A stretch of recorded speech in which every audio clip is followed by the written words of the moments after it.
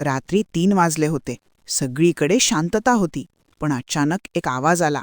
घाबरू नकोस, मी तुझ्या पाठीशी आहे. एक माणूस भीतीने थरथरत उठला.